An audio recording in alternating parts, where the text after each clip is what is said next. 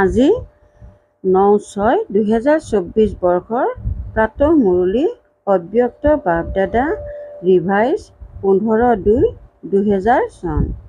আজি বাবাই কৈছে, মৰমৰ সন্তানসকল, মন স্বচ্ছ, বুদ্ধি পৰিষ্কাৰ কৰি ডবল লাইট ফৰিষ্টা স্থিতিৰ অনুভৱ কৰা।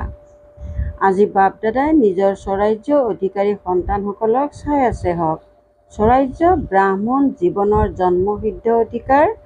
বাপ-দাদাই প্ৰতিগৰাকী ব্ৰাহ্মণক স্বৰাজ্যৰূপী সিংহাসনৰ অধিকাৰী কৰি তুলিছে। স্বৰাজ্যৰ অধিকাৰ জন্মতেই প্ৰতিগৰাকী ব্ৰাহ্মণ আত্মাই প্ৰাপ্ত কৰিছে।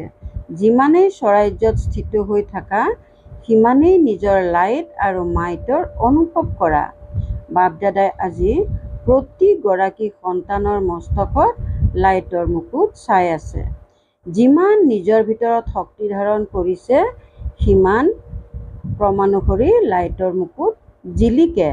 বাপ-দাদাই সকলো সন্তানকে সৰ্বশক্তি অধিকাৰত দিছে। প্ৰত্যেকেই মাষ্টাৰ সৰ্বশক্তিমান, কিন্তু ধাৰণা কৰাত ক্ৰমনম্বৰ হৈ যায়। বাপ-দাদাই দেখিছে যে সৰ্বশক্তিৰ জ্ঞানো সকলোৰে আছে, ধাৰণাও আছে, কিন্তু এটা কথাৰ অন্তৰ আহি যায়। যিকোনো ব্ৰাহ্মণ আত্মাক সোধা, প্ৰতিটো শক্তিৰ বৰ্ণনাও বহুত ভালকৈ কৰিব, প্ৰাপ্তিৰ বৰ্ণনাও বহুত ভালকৈ কৰিব, কিন্তু পাৰ্থক্য এইটোৱেই যে সময়ত যিটো শক্তিৰ আৱশ্যক, সেই সময়ত সেইটো শক্তি কাৰ্যত প্ৰয়োগ কৰিব নোৱাৰে। সময়ৰ পাছত অনুভৱ কৰে যে এইটো শক্তিৰ আৱশ্যক আছিল। বাপ-দাদাই সন্তানসকলক কয়, সৰ্বশক্তিৰ উত্তৰাধিকাৰ ইমান শক্তিশালী যে যিকোনো সমস্যা তোমালোকৰ আগত স্থিতি থাকিব নোৱাৰে। সমস্যা মুক্ত হ'ব পাৰা, কেৱল সৰ্বশক্তি জাগ্ৰত ৰূপত ৰাখা আৰু সময়ত কাৰ্য প্ৰয়োগ কৰা। ইয়াৰ বাবে নিজৰ বুদ্ধিৰ যোগসূত্ৰ স্বচ্ছ কৰি ৰাখা। যিমানেই বুদ্ধিৰ যোগসূত্ৰ স্বচ্ছ আৰু পৰিষ্কাৰ হ'ব, সিমানেই নিৰ্ণয় শক্তি তীব্ৰ হোৱাৰ কাৰণে যি সময়ত যিটো শক্তিৰ আৱশ্যক, সেইটো কাৰ্যত প্ৰয়োগ কৰিব পাৰিবা। কিয়নো সময় অনুসৰি বাপ-দাদাই প্ৰতিগৰাকী সন্তানক বিঘিনি প্ৰতিৰোধী সমস্যা মুক্ত, পৰিশ্ৰমৰ পুৰুষাৰ্থৰ মুক্ত হোৱাটো চাবলৈ বিচাৰে। হ'বতো সকলোৱে লাগিবই, কিন্তু বহুকালৰ এইটো অভ্যাসৰ আৱশ্যক। পিতা ব্ৰহ্মাৰ বিশেষ সংস্কাৰ দেখিলা? ততালিকে কৰা দান মহাপুণ্য। জীৱনৰ আৰম্ভণিৰ পৰাই প্ৰতিটো কাৰ্যত ততালিকে দানো কৰিলে, ততালিকে কামো কৰিলে। পিতা ব্ৰহ্মাৰ বিশেষত্ব হৈছে নিৰ্ণয় শক্তি সদায় তীব্ৰ আছিল। সেয়েহে বাপ-দাদাই ফলাফল চালে সকলোকে লগততো লৈ যাবই লাগিব। বাপ-দাদাৰ লগত যাওঁতা হোৱা নহয়, নে পিছে পিছে যাওঁতা হোৱা? যদি লগত যাবই লাগে, তেন্তে পিতা ব্ৰহ্মাক অনুসৰণ কৰা, কৰ্মত পিতা ব্ৰহ্মাক অনুসৰণ কৰা আৰু স্থিতিত নিৰাকাৰ শিৱ পিতাক অনুসৰণ কৰা। অনুসৰণ কৰিব জানা নহয়? ডবল বিদেশীসকলে অনুসৰণ কৰিব জানা নহয়? অনুসৰণ কৰাটো সহজ নহয় জানো? যিহেতু অনুসৰণেই কৰিব লাগে, তেন্তে কিয়, কি, কেনেকৈ এয়া সমাপ্ত হৈ যায়। আৰু সকলোৰে অনুভৱ আছে যে ব্যৰ্থ সংকল্পৰ নিমিত্ত এই কিয়, কি, কেনেকৈ এইবোৰেই আধাৰ হয়। পিতাক অনুসৰণ কৰিলে এই সকলোবোৰ সমাপ্ত হৈ যায়। কেনেকৈ? নহয়, এনেকৈ। বুদ্ধিয়ে তৎক্ষণাৎ নিৰ্ণয় কৰে, এনেকৈ চলা, এনেকৈ কৰা। সেয়েহে বাপ-দাদাই আজি বিশেষকৈ সকলো সন্তানকে প্ৰথমবাৰ অহাই হওক বা পুৰণিয়েই হওক, এইটোৱেই ইংগিত দিছে যে নিজৰ মন স্বচ্ছ কৰি ৰাখা। বহুতৰে মনত এতিয়াও ব্যৰ্থ আৰু নাকাৰাত্মকতাৰ সৰু বৰ দাগ আছে। ইয়াৰ কাৰণে পুৰুষাৰ্থৰ শ্ৰেষ্ঠ গতিত, তীব্ৰ গতিত বাধা আহে। বাপ-দাদাই সদায় শ্ৰীমত দিয়ে যে মনত সদায় প্ৰত্যেক আত্মাৰ প্ৰতি শুভ ভাৱনা আৰু শুভ কামনা ৰাখা। এয়াই স্বচ্ছ মন। অপকাৰীৰো উপকাৰ কৰাৰ বৃত্তি ৰাখা, এয়া হ'ল স্বচ্ছ মন। নিজৰ প্ৰতি বা আনৰ প্ৰতি ব্যৰ্থ সংকল্প অহা, এয়া স্বচ্ছ মন নহয়। গতিকে স্বচ্ছ মন আৰু পৰিষ্কাৰ আৰু স্পষ্ট বুদ্ধি। বিচাৰ কৰা, নিজেই নিজক মনোযোগেৰে চোৱা, ওপৰে ওপৰে নহয়। ঠিক আছে, ঠিক আছে, নাই, চিন্তা কৰি চোৱা, মন আৰু বুদ্ধি স্পষ্ট, শ্ৰেষ্ঠ হয়নে? তেতিয়া ডবল লাইট স্থিতি হ'ব পাৰে। পিতাৰ সমান স্থিতি গঢ়ি তোলাৰ এইটোৱেই সহজ সাধন, আৰু এইটো অভ্যাস অন্তিমত নহয়, বহু কালৰ পৰা আৱশ্যক। তেন্তে পৰীক্ষা কৰিব জানানে? নিজক পৰীক্ষা কৰিবা, আনক নকৰিবা। বাপ দাদাই আগতেও হাঁহি উঠা কথা শুনাইছিল যে বহুত সন্তানৰ দূৰৈৰ দৃষ্টি বহুত চোকা আৰু ওচৰৰ দৃষ্টি দুৰ্বল। সেইকাৰণে আনক পৰীক্ষা কৰাত বহুত পাকৈত। নিজক পৰীক্ষা কৰাত দুৰ্বল নহবা। বাপ দাদাই আগতেও কৈছে যে যেনেকৈ এইটো দৃঢ় হৈ গ'ল যে মই ব্ৰহ্মা কুমাৰী ব্ৰহ্মা কুমাৰ, তেনেকৈ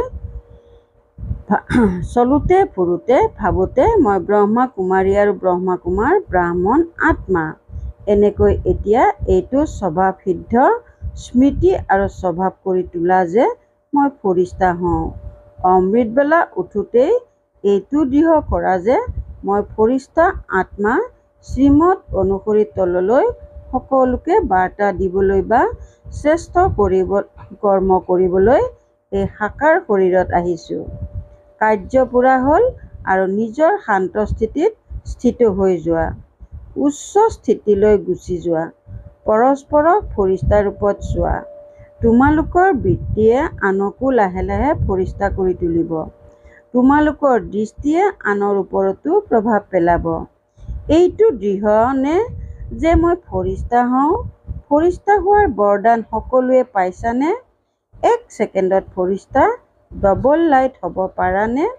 এক ছেকেণ্ডত, মিনিটত নহয়, 10 ছেকেণ্ডত নহয়, 1 ছেকেণ্ডত ভাবিলা আৰু হ'লা। এনেকুৱা অভ্যাস আছেনে? বাৰু, যিসকলে 1 ছেকেণ্ডত হ'ব পাৰা, 2 ছেকেণ্ড নহয়, 1 ছেকেণ্ডত হ'ব পাৰা, তেওঁলোকে এখন হাতেৰে চাপৰি বজোৱা। হ'ব পাৰানে? এনেয়ে হাত নুঠাবা। ডবল বিদাশীয়ে উঠোৱা নাই, সময় লাগে নেকি? বাৰু, যিসকলে ভাবা যে অলপ সময় লাগে, 1 ছেকেণ্ডত নহয়, অলপ সময় লাগে, তেওঁলোকে হাত উঠোৱা। বহুতে হাত উঠালে। বাৰু, কিন্তু অন্তিম সময়ৰ পৰীক্ষা 1 ছেকেণ্ডত আহিব, তেতিয়া কি কৰিবা? অকস্মাতে আহিব আৰু ছেকেণ্ডৰ হ'ব। হাত উঠালা, কোনো আপত্তি নাই। অনুভৱ কৰিলা, এইটোও বৰ ভাল। কিন্তু এইটো অভ্যাস কৰিবই লাগে, কৰিব লাগিব নহয়, কৰিবই লাগে।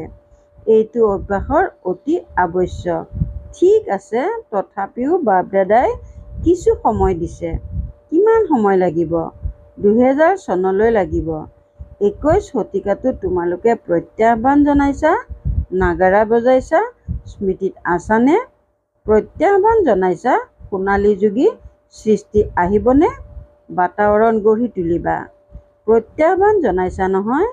তেন্তে ইমানলৈকেতো বহুত সময় আছে। যিমানে নিজৰ প্ৰতি মনোযোগ দিব পাৰাও নহয়, দিবই লাগিব। যেনেকৈ দেহবোধত আহিবলৈ কিমান সময় লাগে? 2 ছেকেণ্ড। যিহেতু নিবিচাৰিলেও দেহবোধত আহি যোৱা, তেন্তে কিমান সময় লাগে? 1 ছেকেণ্ড নে তাতোকৈ কম সময় লাগে? গমেই নোপোৱা যে দেহবোধত আহি গ'লা। এনেকৈয়ে এইটো অভ্যাস কৰা। যিয়েই নহওক, যিয়েই কৰি নাথাকা, কিন্তু এইটো যাতে গমেই নোপোৱা যে মই আত্মা অভিমানী শক্তিশালী স্থিতিত স্বভাৱসিদ্ধ হৈ গৈছোঁ। ফৰিষ্টা স্থিতিত স্বভাৱসিদ্ধ হ'ব লাগে। যিমান নিজৰ স্বভাৱ ফৰিষ্টা বোধৰ কৰি তুলিবা, তেতিয়া স্বভাৱে স্থিতি স্বভাৱসিদ্ধ কৰি দিব। গতিকে বাপ দাদাই কিমান সময়ৰ পাছত সুধিছে, কিমান সময় লাগিব? জয়ন্তীয়ে কোৱা, কিমান সময় লাগিব? বিদেশৰ ফালৰ পৰা তুমি কোৱা কিমান সময় বিদেশীসকলক লাগিব? জনকে কোৱা। অৰ্থাৎ দাদীজীয়ে ক'লে, এয়া আজিয়েই হ'ব, কালিলৈ নহয়। যদি এয়া আজিয়েই হয় তেন্তে এতিয়া সকলো পৰিষ্কাৰ হৈ গ'লানে? হৈ যাম নহয়। যদি হৈ যাবা তেন্তে কেতিয়ালৈকে? বাপ দাদাই আজি পিতা ব্ৰহ্মাৰ কোনটো সংস্কাৰৰ কথা শুনালে? ততালিকে কৰা দান মহাপুণ্য। বাপ দাদাৰ প্ৰতিগৰাকী সন্তানলৈ স্নেহ আছে, গতিকে এনেকৈও ভাবে যে এটি সন্তানো যাতে পিছ পৰি নাথাকে। ক্ৰম নম্বৰ কিয়? সকলো প্ৰথম নম্বৰৰ হৈ গ'লে তেতিয়া কিমান ভাল। বাৰু, প্ৰশাসন প্ৰভাগৰ ভাতৃ ভগ্নীসকলৰ সৈতে পৰস্পৰ মিলি কি কাৰ্যসূচী হাতত লৈছা? এনেকুৱা তীব্ৰ পুৰুষাৰ্থৰ পৰিকল্পনা কৰিছানে যে সোনকালে তোমালোক শ্ৰেষ্ঠ আত্মাসকলৰ হাতলৈ এইটো কাৰ্য আহি যায়? বিশ্ব পৰিৱৰ্তন কৰিব লাগে, গতিকে গোটেই প্ৰশাসন পৰিৱৰ্তন হ'ব লাগিব নহয়। কেনেকৈ এইটো কাৰ্য সহজে বৃদ্ধি হয়, বিস্তাৰ হয়, এনেকৈ ভাবিছানে? যিসকল অতি কমেও ডাঙৰ ডাঙৰ চহৰত নিমিত্ত হৈ আছে তেওঁলোকক ব্যক্তিগতভাৱে বাৰ্তা দিয়াৰ পৰিকল্পনা কৰিছানে? অতি কমেও এইটোতো বুজক যে এতিয়া আধ্যাত্মিকতাৰ দ্বাৰা পৰিৱৰ্তন হ'ব পাৰে আৰু হোৱা উচিত। সেয়েহে নিজৰ বৰ্গক জগোৱা। সেইকাৰণে এইটো বৰ্গ গঠন কৰা হৈছে। গতিকে বাপ দাদাই বৰ্গৰ সদস্যসকলৰ সেৱা দেখি আনন্দিত হৈছে। কিন্তু এইটো ফলাফল চাবলৈ আছে যে প্ৰতিটো বৰ্গৰ সদস্যই নিজৰ নিজৰ বৰ্গক কিমানলৈকে বাৰ্তা দিছে, কম বেছি পৰিমাণে জগাইছা আৰু সংগী কৰিছানে? সহযোগী সংগী কৰি তুলিছানে? ব্ৰহ্মা কুমাৰ কৰি তোলা নাই, কিন্তু সহযোগী সংগী কৰিছানে? সকলো বৰ্গকে বাপ দাদাই কৈ আছে যে যেনেকৈ এতিয়া ধৰ্ম নেতাসকল আহিল, এক নম্বৰসকল নাই, তথাপিও একেখন মঞ্চতে সকলো একত্ৰিত হ'ল আৰু সকলোৰে মুখেৰে এইটো উচ্চাৰিত হ'ল যে আমি সকলোৱে মিলি আধ্যাত্মিক শক্তি বিচাৰ কৰিব লাগে। এনেকৈ প্ৰতিটো বৰ্গৰ যিসকল আহিছা সেই সকলো বৰ্গৰ সদস্যসকলে এইটো ফলাফল উলিয়াব লাগে যে আমাৰ বৰ্গৰ সদস্যসকলে বাৰ্তা কিমানলৈকে দিলে। দ্বিতীয়তে, আধ্যাত্মিকতাৰ আৱশ্যকতা আছে আৰু ময়ো সহযোগী হওঁ, এইটো ফলাফল হওক। নিয়মীয়া বিদ্যাৰ্থী নহয়, কিন্তু সহযোগী হ'ব পাৰে। গতিকে এতিয়ালৈকে প্ৰতিটো বৰ্গৰ সদস্যসকলে যিয়েই সেৱা কৰিছা, যেনেকৈ এতিয়া ধৰ্ম নেতাসকলক নিমন্ত্ৰণ দিলা, তেনেকৈ প্ৰতিখন দেশৰ পৰা প্ৰতিটো বৰ্গই কৰা। প্ৰথমতে ভাৰততেই কৰা, পাছত আন্তঃৰাষ্ট্ৰীয়ভাৱে কৰিবা। প্ৰতিটো বৰ্গৰ এনেকৈ ভিন্ন ভিন্ন শাখাসকল একত্ৰিত হওক আৰু এইটো অনুভৱ কৰক যে আমি সহযোগী হ'ব লাগে।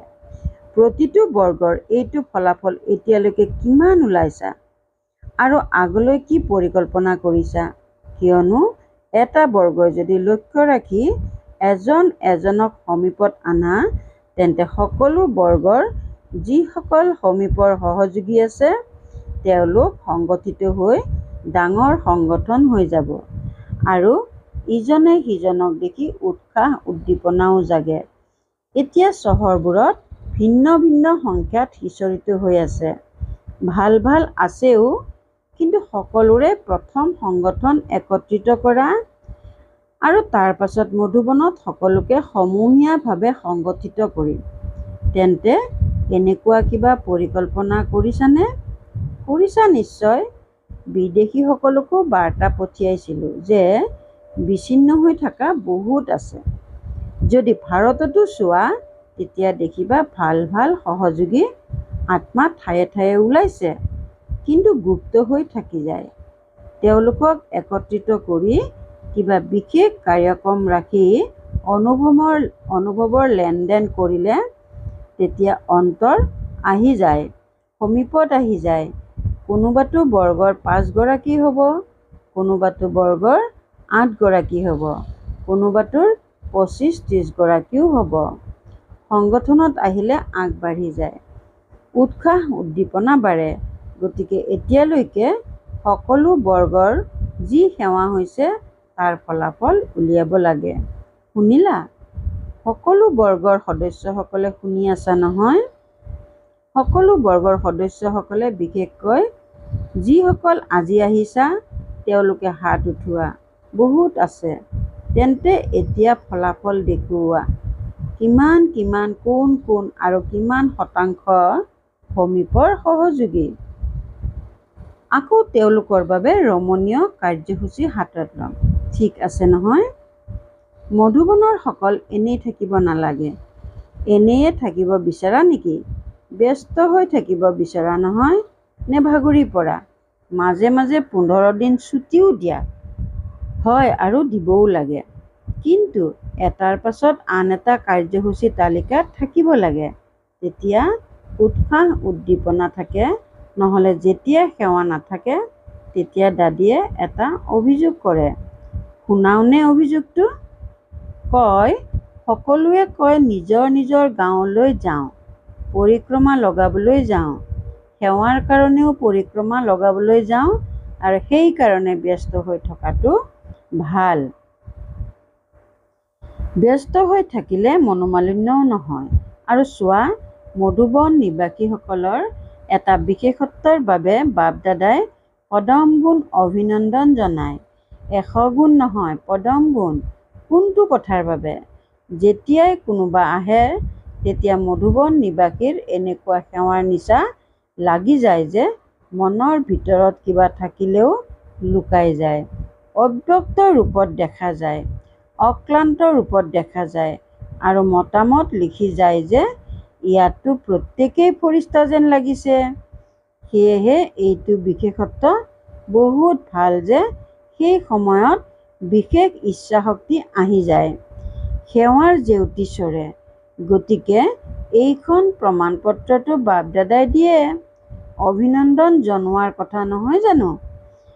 তেন্তে মধুবন নিবাসীসকলে চাপৰিটো বজোৱা। বৰ ভাল। বাপ দাদাইও সেই সময়ত পৰিক্ৰমা লগাবলৈ আহে। তোমালোকে গম নোপোৱা, কিন্তু বাপ দাদা পৰিক্ৰমা লগাবলৈ আহে। গতিকে মধুবনৰ এইটো বিশেষত্ব বাঢ়ি গৈ থাকিব। প্ৰচাৰ বিভাগ। বিদেশতো প্ৰচাৰ বিভাগ আৰম্ভ হৈছে নহয়। বাপ দাদাই দেখিছে যে প্ৰচাৰ প্ৰভাগে এতিয়া ভাল পৰিশ্ৰম কৰিছে।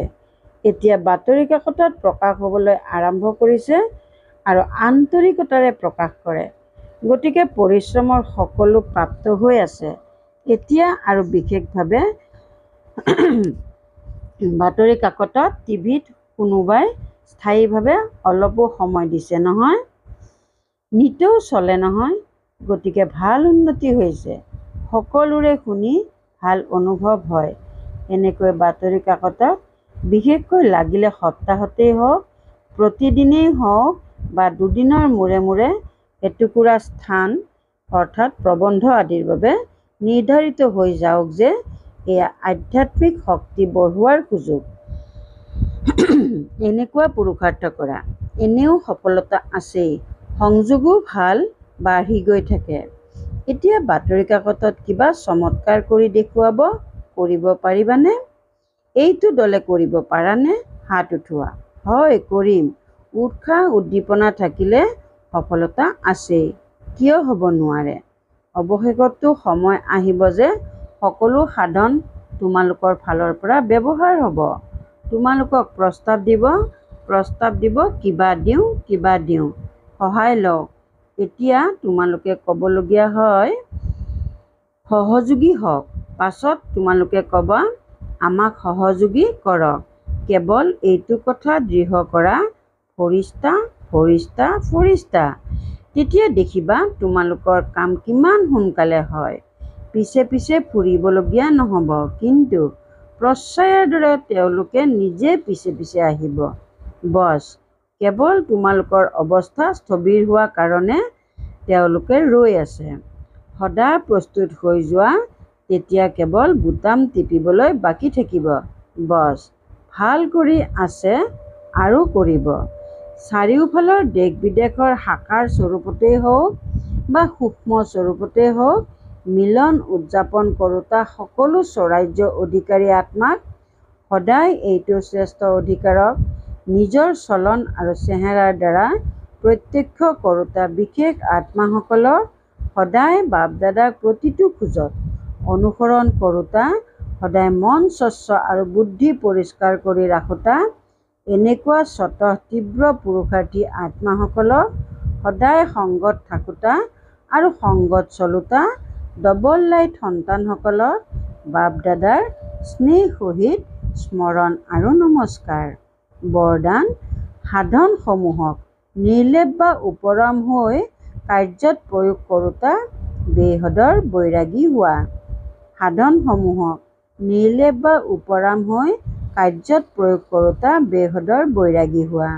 বেহদৰ বৈৰাগী অৰ্থাৎ কাৰো প্ৰতি আকৰ্ষণ নাই, সদায় পিতাৰ স্নেহী। এই স্নেহীবোধেই উপৰাম কৰি তোলে।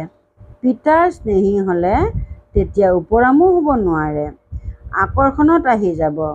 যি পিতাৰ স্নেহী তেওঁ সকলো আকৰ্ষণৰ পৰা নিলগত অৰ্থাৎ উপৰাম হ'ব। ইয়াকে নিৰ্লিপ্ত স্থিতি বুলি কোৱা হয়। হ্ৰদৰ কোনো আকৰ্ষণৰ পাকচক্ৰত আহুতা নহয়। ৰচনা বা সাধনক নিৰ্লেপ হৈ কাৰ্যত প্ৰয়োগ কৰা, এনেকৈ বেহদৰ বৈৰাগীয়েই ৰাজঋষি। শ্লোগান: আন্তৰিক সততা আৰু স্বচ্ছতা থাকিলে চাহাব ৰাজি হৈ যাব। আন্তৰিক সততা আৰু স্বচ্ছতা থাকিলে চাহাব ৰাজি হৈ যাব। ওম শান্তি। কৰ্মযোগী হ'বলৈ আজিৰ অব্যক্ত সংকেত: তোমালোক সকলোৱে পিতাৰ দ্বাৰা শুদ্ধ প্ৰবৃত্তি প্ৰাপ্ত কৰিছা। বুদ্ধিৰ প্ৰবৃত্তি হৈছে শুদ্ধ সংকল্প কৰা। বাণীৰ প্ৰবৃত্তি হৈছে যি পিতাৰ পৰা শুনিলা সেয়া আনক শুনোৱা। কৰ্মৰ প্ৰবৃত্তি হৈছে কৰ্মযোগী হৈ প্ৰতিটো কৰ্ম কৰা। পদুম ফুলৰ সমান উপৰাম আৰু মৰমৰ হৈ থাকা। প্ৰতিটো কৰ্মৰ দ্বাৰা পিতাৰ শ্ৰেষ্ঠ কাৰ্যক প্ৰত্যক্ষ কৰা। প্ৰতিটো কৰ্ম চৰিত্ৰ ৰূপত কৰা। চতুৰালি নহয়, কিন্তু চৰিত্ৰ, সেয়াও দিব্য চৰিত্ৰ হওক, তেতিয়া কৰ্মযোগী বুলি কোৱা হ'ব। ওম শান্তি।